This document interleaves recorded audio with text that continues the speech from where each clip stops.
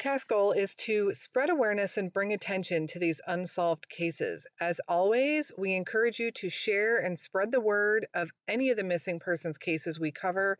And of course, make sure you are following us for important case updates, which we will share with you as we receive them. Now, Nathaniel Holmes disappeared from Westminster, Colorado on Tuesday, December 19th, 2017. I get a lot of suggested cases, but when I came upon this one and stumbled on so many unusual facts and circumstances, I really believe someone has to have seen Nathaniel, or someone at least knows something about this case.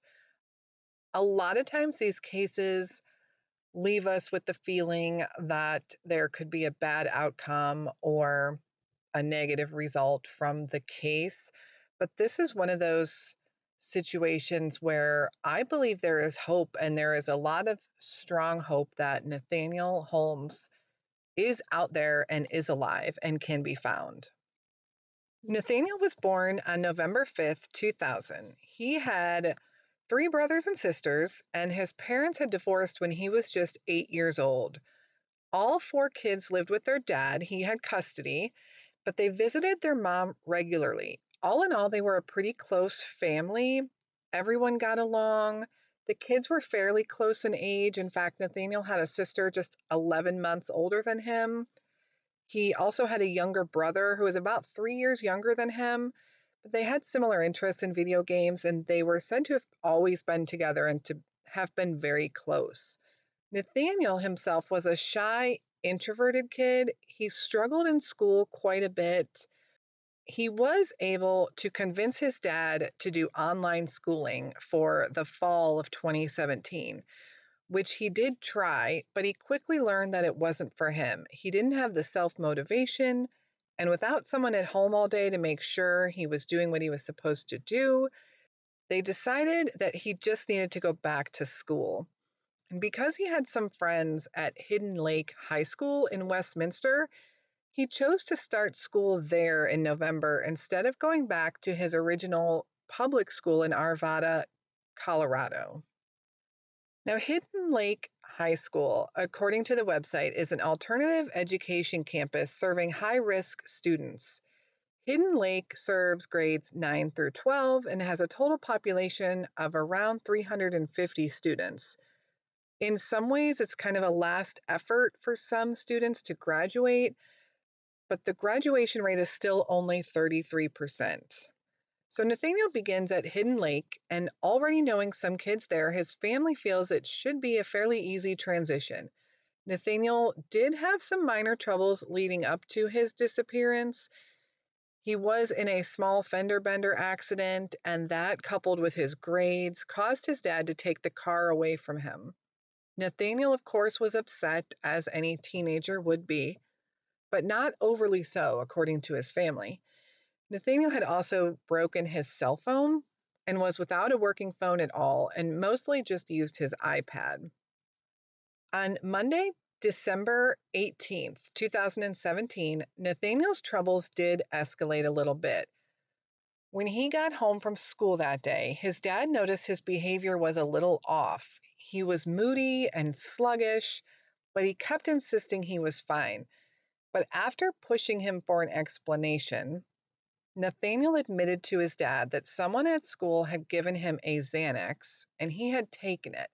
He did tell his dad this was the first time he had ever taken it, and he didn't like the way it made him feel and basically blamed that for his strange behavior. Now, Monday evenings, all 4 children generally had dinner at their mom's house, and this Monday was no exception. The kids went to their moms for dinner, but since Nathaniel had been acting off, and after the conversation he had with his dad about the drugs, his dad told Nathaniel that he was going to sleep over at his mom's so she could keep an eye on him through the night as he was working.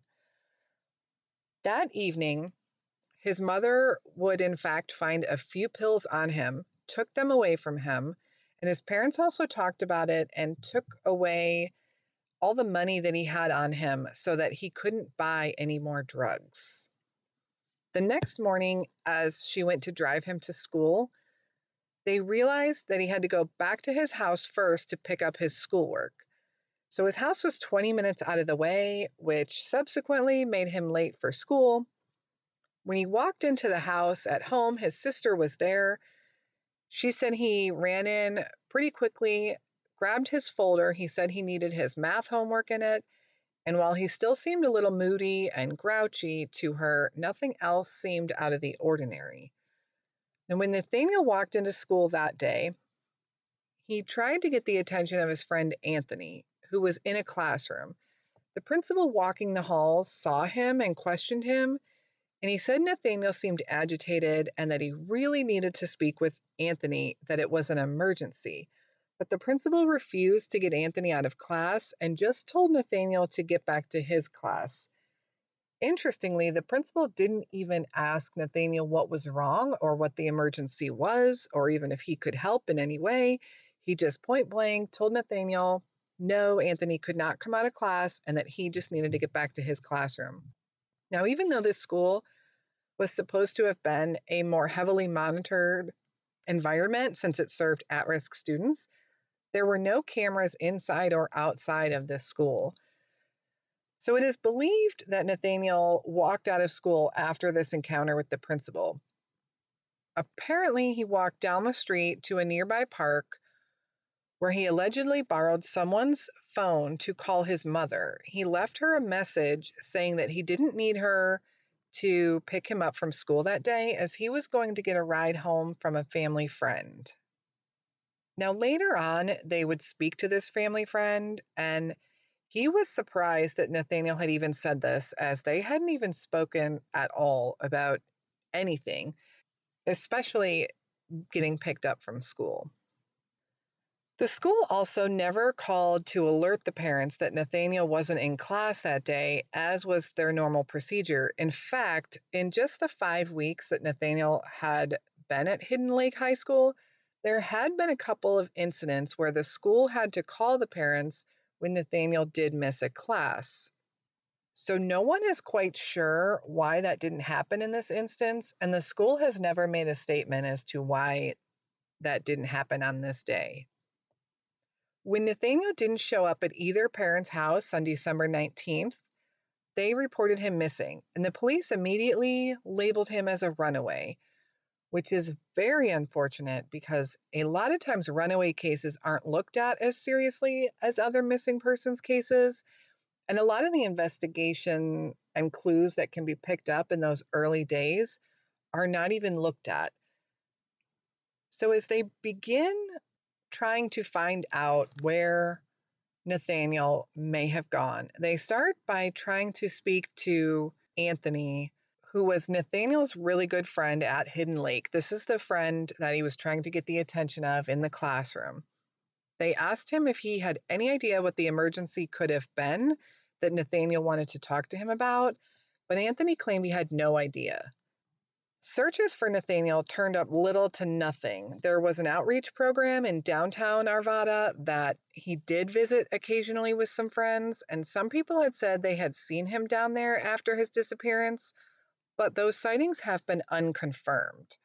It's also important to note that even though authorities believe he left of his own accord, he took none of his personal belongings, no money, no iPad, he had no personal items whatsoever. The school was also under a lot of scrutiny in this case and has been less than helpful to investigators and family. Many believe the drug activity at the school is pretty bad and that the principal is not coming forward for that reason, as they don't want to bring any negative publicity to the school. In fact, the principal took a couple weeks before he even came forward to discuss his last conversation with Nathaniel. And even that was after prodding with him several times to have a discussion about it. A lot of Nathaniel's friends were also very forthcoming and willing to help in the early days, but have since cut all ties with family, which leaves them very suspicious that they know more than they're saying. Nathaniel's father, Ben, has been the biggest advocate for Nathaniel. He has come out and said he will physically be searching for Nathaniel every single day until he is found. Ben and his son shared a love of music. and Nathaniel was following in his father's footsteps, playing the bagpipes. Interestingly, there have been some sightings of a homeless man in the Denver area with a tuba who occasionally has a young man with him that some believe resembles Nathaniel. No one has been able to confirm this, but there are a lot of discussions about this man with the tuba and this other young man that's sometimes with him.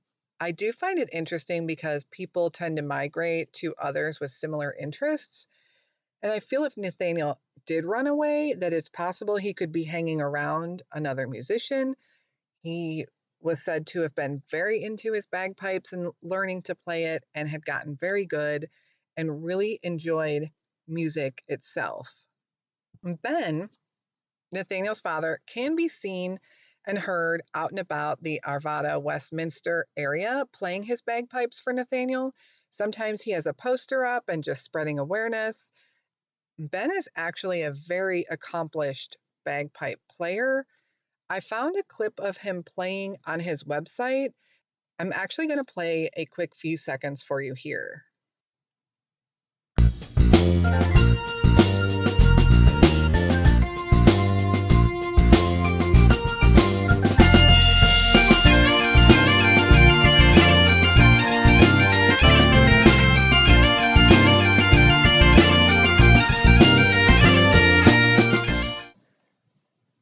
So, now what are the theories in this case? As I mentioned, to this day, there's been no sign of Nathaniel, no clues as to what might have happened, and it's been nearly 3 years. So, the first theory we'll talk about is the one the authorities believe, and that is that Nathaniel ran away. He did seem to be having some troubles. There were some other things going on very recently up to his disappearance that caused some strange behavior from him. However, he took no personal belongings. He didn't have any money, and it didn't seem that if he had run away that it had been planned. No one has also come forward to say that they had seen him. No one has said they've seen him leaving the school, they'd seen him in the area. Even on the day of his disappearance, no one has come forward at all. His sister also monitors his social media just to see if he ever logs on or if he's ever active, and there has been no activity on any of his social media accounts. And because police do believe that he ran away, very little investigating was done. I do think the runaway theory does have merit in this case, especially after learning that he used to hang out downtown at a local homeless shelter, which the family was completely unaware of. In fact, many of the people at this shelter, when questioned, thought that Nathaniel was homeless himself. So the family has questioned if he was leading some kind of double life, or was he possibly preparing or wanting to be in that transient lifestyle? Perhaps he had befriended somebody there, had some kind of connection with someone or multiple people. It just leads you to wonder why that was happening and why the family had no clue. The second theory revolves around drugs. This school had a reputation for drugs, and Nathaniel had just been caught with Xanax the day before, which does seem coincidental if it's not related. His mom had confiscated those pills, and his dad had made sure he had no money on him. Is it possible that he owed someone money and that was the emergency he needed to speak to his friend with? Why did he have multiple Xanax pills? Was he selling them? Was he using them himself and he owed someone money? It's really unclear because this was a new thing that the family had learned and discovered about Nathaniel. But again, in the days leading up to his disappearance, the strange behavior, and literally the day before being caught with drugs and actually having taken some and acting strangely the day before, does make you question if drugs could be involved in this. Another theory is foul play. Did he meet with foul play after leaving the school? Although there are no signs whatsoever of this, it is possible something bad happened to him and he was taken from the area, especially since there's been no sightings and no sign of him Nothing has ever been found even that belongs to him. John Lorden did an interview on YouTube with Nathaniel's sister, Hannah, who is the sister that's just 11 months older than him. It was pretty heartbreaking to hear how badly she wants her brother home and just how little they really know. That interview was put up just 5 months after he disappeared. So it is really sad to know that here we are 3 years later with still no word on Nathaniel. I personally also found it very interesting that they have not been able to get in his electronics. And what they know from pulling their own records. And by they, I mean the family. They did pull a list of phone numbers from his phone records, but little is known other than who he called and when, and apparently nothing was found out of the ordinary with that. So here we are with a devastated family wondering what happened to their loved one. Is Nathaniel alive? Where is he? Why hasn't he come home or contacted anyone? What do you believe happened to Nathaniel? If you'd like to leave an anonymous tip, you can do so by calling Crime Stoppers at 1-800-222-TIPS.